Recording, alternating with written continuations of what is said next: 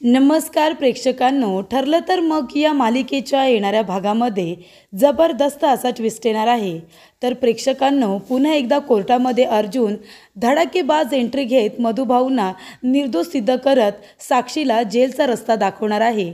आणि त्याचबरोबर साक्षीने कोर्टामध्ये खोटी साक्ष दिलेली आहे। तिने असं सांगितलंय, ज्या वेळेला विलासचा खून झाला त्यावेळेला साक्षी तिच्या सावत्र भावाला भेटायला गेली होती।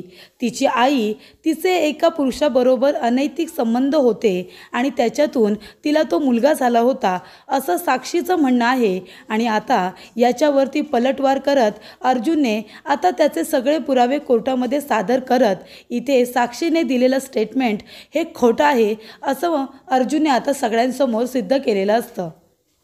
तर इथे प्रेक्षकांनो, अर्जुनने कुठल्याही प्रकारचा मनामध्ये राग न ठेवता मधुभाऊंची केस आपण लढायचीच आणि त्यांना न्याय मिळवून देण्याचं ठरवलेलंच असतं। आणि त्यामुळेच इथे आता अर्जुन कशा पद्धतीने कोर्टामध्ये येतो आणि मधुभाऊंना निर्दोष सिद्ध करतो आणि इथे साक्षीला गजाआड करतो, आजच्या भागामध्ये सविस्तरपणे आपण बघूया। तर प्रेक्षकांनो, मधुभाऊंनी रागाच्या भरामध्ये अर्जुनकडून केस काढून घेतलेली असते आणि ॲडव्होकेट जोशी यांना दिलेली असते। पण ॲडव्होकेट जोशी कशा पद्धतीने मधुभाऊंची केस लढतायत हे बघण्यासाठी अर्जुन कोर्टात आलेला असतो।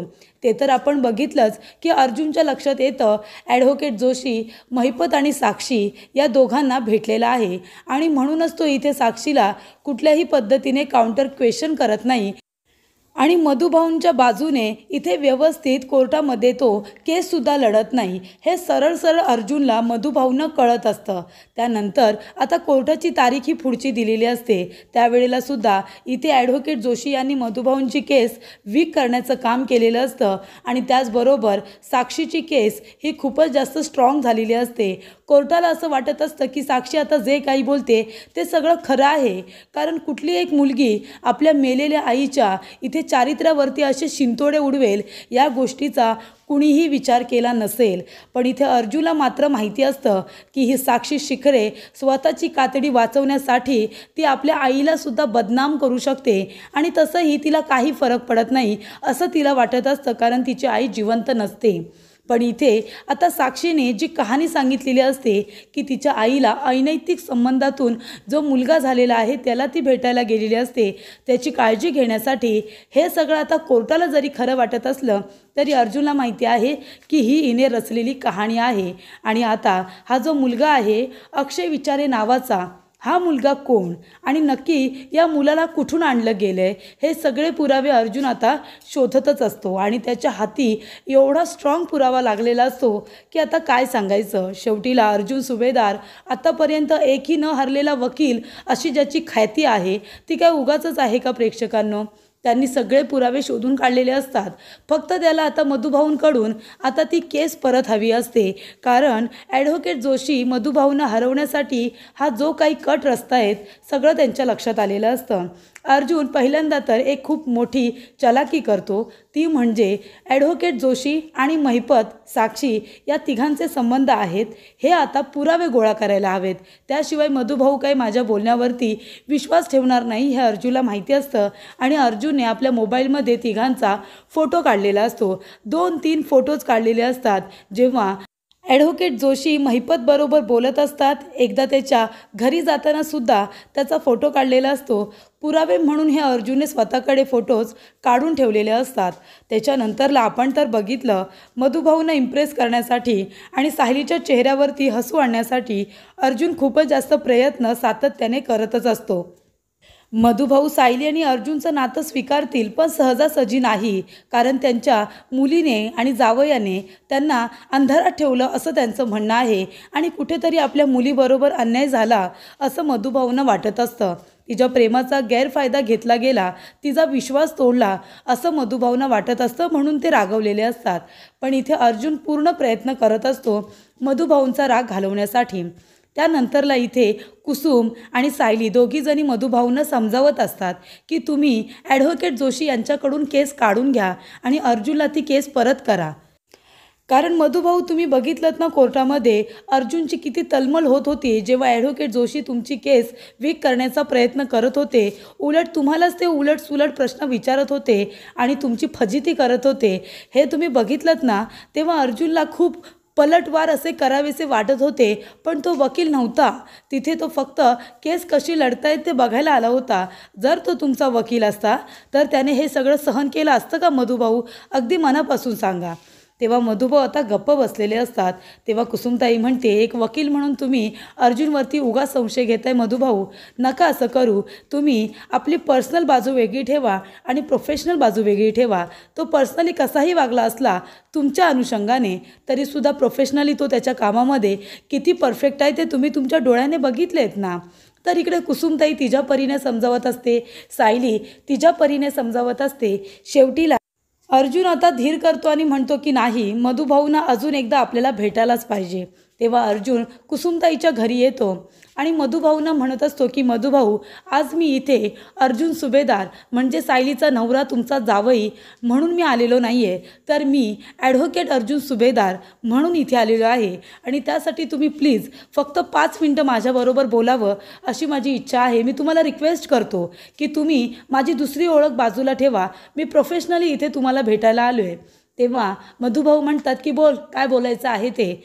तेव्हा अर्जुन म्हणत असतो की मधुभाऊ, आत्तापर्यंत तुमची केस लढवण्यासाठी मला किती आणि काय काय करावं लागलं आहे हे मला तुम्हाला सांगायची गरज नाही आहे, कारण तुम्हाला सगळं माहिती आहे मी काय काय नाही केलं आहे ते. या लोकांनी किती वेळा तरी इथे पुरावे नष्ट करण्याचा प्रयत्न केला. अगदी इथे रूमलासुद्धा आग लावली होती जिथे मी पुरावे ठेवले होते. इथपर्यंत मी सगळं फेस केलं आहे फक्त तुम्हाला निर्दोष सिद्ध करता यावं म्हणून. पण इथे तुम्ही मला आता हरवायला निघाला आहेत आणि ही गोष्ट माझ्या प्रोफेशनवर येते. तेव्हा मी तुम्हाला फक्त एकच रिक्वेस्ट करेन की मधुभाऊ, तुम्ही आता ॲडव्होकेट जोशी यांच्याकडून हे केस काढून घेतली तर बरं होईल. नाहीतर तुम्हाला पुन्हा जेलमध्ये टाकण्याची मैपत आणि साक्षीने जी काही चाळ खेळलेली आहे ती त्यांची पूर्ण होईल.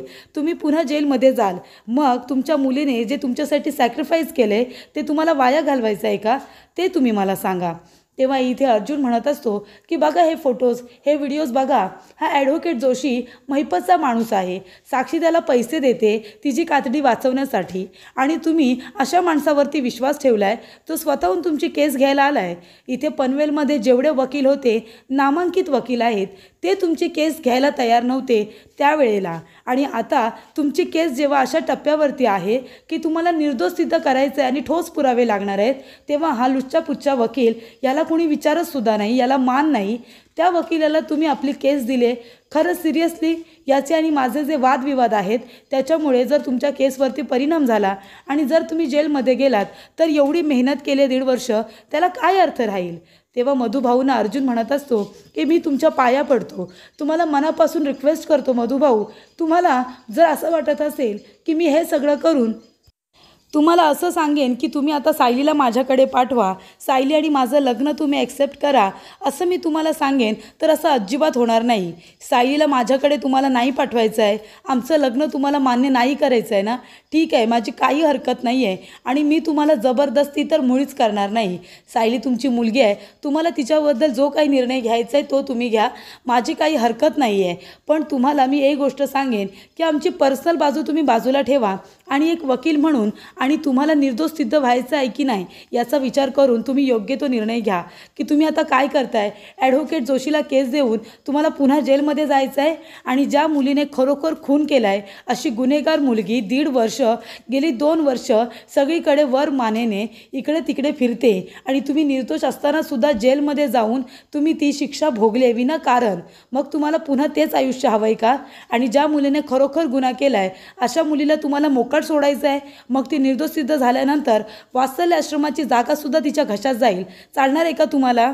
तेव्हा इथे मधुभाऊंना आता अर्जुनने जाणीव करून दिलेली असते, जर साक्षी शिकरे निर्दोष सिद्ध झाली आणि तुम्ही जर गुन्हेगार सिद्ध झालात तर आश्रमाची जागा जिच्यासाठी तुम्ही एवढे लढत होता, जिच्यासाठी तुम्ही एखाद्याचा जीव घ्यायला तयार झाला होतात, अशी जागा त्या साक्षी शिकरेच्या घशात जाईल आणि तिला जे काही साध्य करायचं होतं ते ती करेल.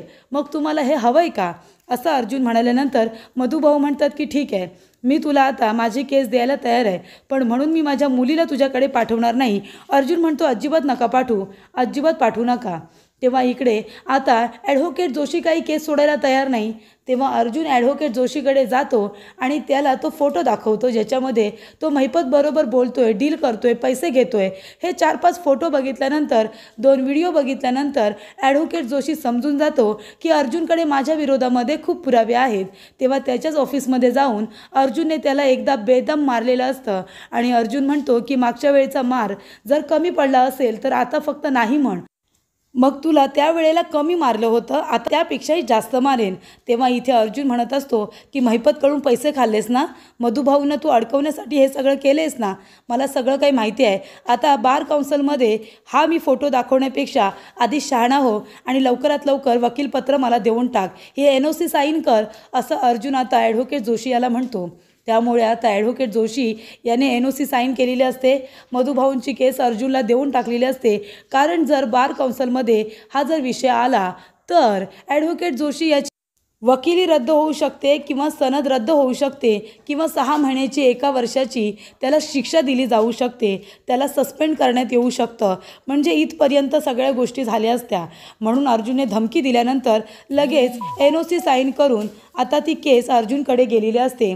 त्यामुळे इथे आता कोर्टाच्या तारखेला बरं इथे अर्जुनने धमकी दिलेली असते की ॲडव्होकेट जोशी महिपतला याबद्दल काही सांगायचं नाही आणि जर महिपत साक्षी यांना काहीही कळलं तरीसुद्धा तू मला इथे दिसणार नाहीस. पुन्हा वकिली करताना अख्ख्या पनवेलमध्ये तुला पुन्हा कुणी वकील म्हणून घेणार नाही याची काळजी मी घेईन.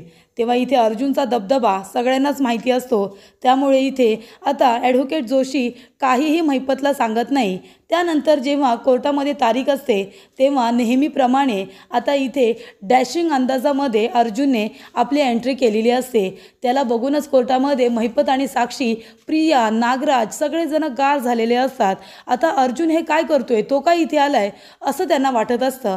पण जेव्हा अर्जुन म्हणतो की इथे मधुभाऊंची केस पुन्हा एकदा मीच लढायला घेतलेली आहे आणि ॲडव्होकेट जोशी यांनी ही केस मला दिली आहे, हे वकीलपत्र मी स्वीकारले, या गोष्टी पुढे आल्यानंतर आता महिपत आणि साक्षी सगळेजण घाबरतात. आता साक्षीला शिक्षा झाल्यापासून कुणीही थांबू शकत नाही. तेव्हा इथे अर्जुन म्हणत असतो की साक्षी शिखरे स्वतःला वाचवण्यासाठी ती कुठल्याही खालच्या पातळीला जाऊ शकते. आज मी हे कोर्टामध्ये सिद्ध करणार आहे विथ प्रूफ. तेव्हा इथे मधुभाऊंची केस आता खूपच जास्त स्ट्रॉंग झालेली असते म्हणजे अर्जुनच्या वेळेला.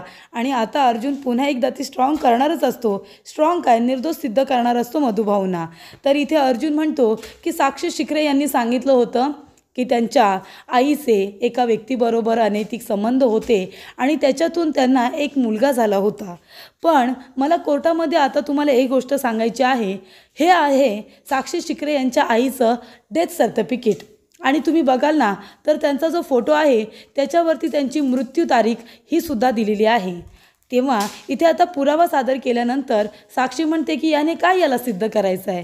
तेव्हा अर्जुन म्हणतो की जज साहेब, तुम्ही जर बघाल तर त्याच्यावरती साक्षी शिखरेच्या आईची जी जन्मतारीख आणि त्यांची मृत्यू तारीख आहे ना, ती मृत्यू तारीख तुम्ही बघितल्यानंतर इथे जो साक्षी शिखरेचा सावत्र भाऊ आहे आणि तो 12-13 वर्षांचा मुलगा आहे. तर साक्षी शिखरे यांच्या आईची डेथ जेव्हा साक्षी शिखरे ही लहान असतानाच झालेली आहे. त्याच्यामुळे त्यांची जी मृत्यूची तारीख आहे आणि हा जो मुलगा आहे त्याची तुम्ही बर्थ डेट बघा, त्या मुलाची बर्थ डेट ही वेगळी आहे. म्हणजे साक्षी शिखरे यांच्या आईचं मृत्यू झाल्यानंतरचा या मुलाचा जन्म आहे. मग तुम्हीच सांगा मला जज साहेब, ज्या मुलीची आई जिवंतच नाही आहे तिचे एका व्यक्तीबरोबर अनैतिक संबंधातून त्यांना मुलगा कसा काय होईल? मग यांची कुठली दुसरी आई आहे का? तेव्हा महिपत घाबरतो. त्यानंतरला इथे अर्जुन म्हणतो की हवं तर तुम्ही महिपत शिखरे यांना विचारा की त्यांचा बायकोचा मृत्यू कधी झाला होता ते. तर इकडे आता डेथ सर्टिफिकेट बघितल्यानंतर त्याच्यावरती त्याच्या बायकोचा जो मृत्यू झालेला असतो ती तारीख अगदी करेक्ट असते. तेव्हा इकडे अर्जुन म्हणत असतो की साक्षी शिखरे यांची आई लवकरच गेली, म्हणजे साक्षी लहान असतानाच. त्याच्यानंतरला ह्या मुलाचं तुम्ही वय बघाल तर 12-13 वर्षांचा मुलगा आहे आणि याचा जन्म नंतर झालेला आहे. साक्षी शिखरेच्या आई आधी गेल्यात आणि ह्या मुलाचा जन्म नंतर झालेला आहे. या मुलाला फक्त बळीचा बकरा बनवलेला आहे. गरीब कुटुंबातला मुलगा आहे, पैशांसाठी त्याच्या आईने हे करायला सांगितलं असेल. म्हणजे ठीक आहे, तुम्हाला जर माझ्या मुलाची गरज लागते तर घेऊन जा. तर इथे आता साक्षीचं भांडं फोडलेलं असतं. तिने जे काही कोर्टामध्ये स्टेटमेंट दिलेलं असतं ते अर्जुनने खोटं आहे हे सिद्ध केलेलं असतं.